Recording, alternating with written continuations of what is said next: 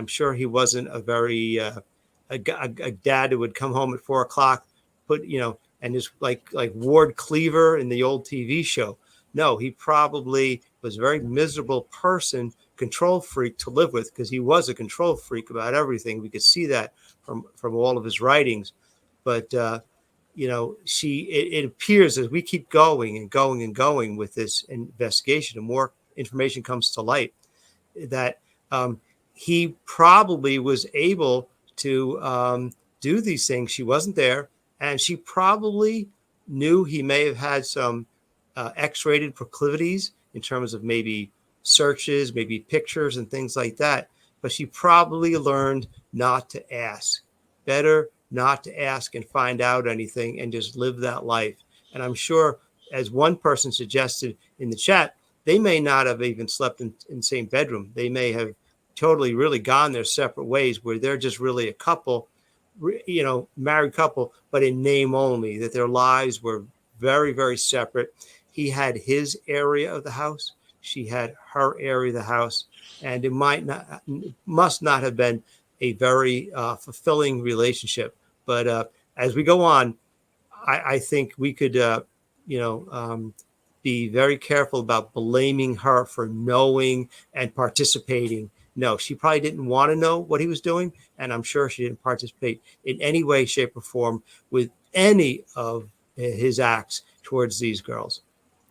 Mohammed Fazi, can someone sit with him professionally and give us some insight, real insight, hands-on? Mohammed Fazi, I'm still ready to call you doctor. No, not until the trial's over. No doctor, no serial killer expert, no psychologist will be allowed to speak with him right now until this trial is over. Because although there is doctor-patient confidentiality, his attorney would advise him not to speak to anyone, because you never know what could be leaked about it. So people will be studying Rex Heuermann for years after this trial is over, but it's going to have to wait. He's what I would say, and I'm not a serial killer expert by any stretch of the imagination, but he is a classic serial killer. Oh, yeah. And we spoke the other night about organized and disorganized offenders, and he has the traits of both. And we spoke about the dismembering bodies. Dismembering bodies is a trait of a disorganized offender. But you can argue, well, but Rex Heuermann is organized. He's educated. He owns a home. He owns a car. He has a job. He owns a business. He's intelligent. He's educated. He has ability to travel around. But he does some things that show a disorganized personality. And one of them is the dismembering of his victims. Phil. Yeah, I think that you have both traits here, organized and disorganized.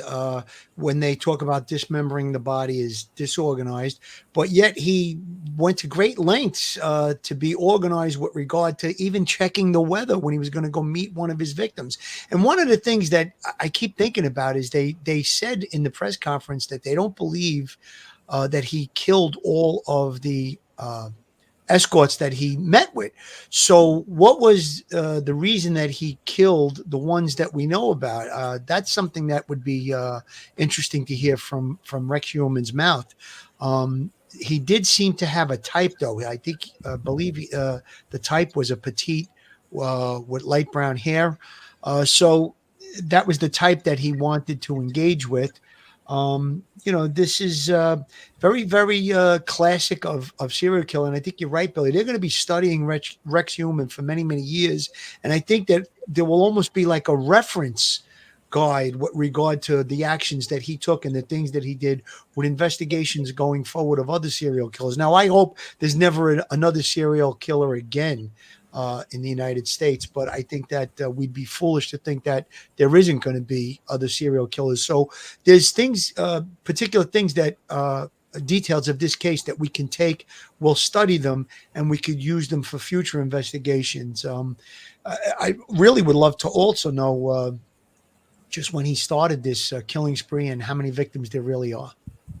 Absolutely. Let me play a little bit more of this from Law and Crime. Cannot be excluded as the contributor of those two hairs on her body. That same male hair or an extract therefrom was brought to the same outside lab for nuclear DNA testing. And once again, the results came back, and which found it was 4.347 times 10 to the 332 power more likely to have come from a person genetically identical to Rex Heuermann than from an unrelated individual. So that's 4.347, and then you move that decimal point over 332 times to get the odds. Again, an astronomically large number. Now, what about that female hair? This was back in 1993. Tierney and investigators say a woman Rex Heuermann was living with at the time at his house in Massapequa Park. One of her hairs was also found on Sandra Castilla, according to investigators. But they point out that this former girlfriend of Rex Heuermann had moved out of the red house in Massapequa Park 2 months before Castilla's murder. They say Heuermann's mother had also moved out of the home. Now, the task force says it has seized 350 electronic devices from Rex Heuermann's home. That is unbelievable. Incredible. Yeah. 350 electronic devices. Do you think they've gone through all of them? There's no way. And when we listened to Ray Tierney in the press conference, he also said that most of them are encrypted. Right. So to get into them, we need like a scientist that can get into this encrypted device.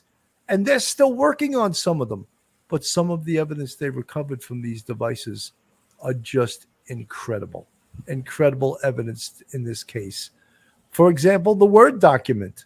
I believe that was in one of these encrypted sites. And that is an amazing piece of evidence, Mike. Yeah, Billy, his characteristics of being organized and being a totally organized person, and meticulous in every way, and his hoarding, probably his hoarding characteristics. It's all about details. It's all about keeping things straight, organization, and it's his downfall. If he had the ability in his mind to clean up everything in his life in terms of the junk that was associated with these killings, as good as he could meticulously, get rid of gloves, booties, hairnet, all those other things that you can get rid of, He kept these things. It's shocking in a way that someone who was so organized, it's their greatest strength, but in a way now it's their greatest weakness, because there's this electronic breadcrumb trail that could never ever be erased. And so, thankfully, as organized as he was, it led to his downfall, because he just cannot get rid of all those little things and every one of those things that they ever go through, and they might never get through all of them.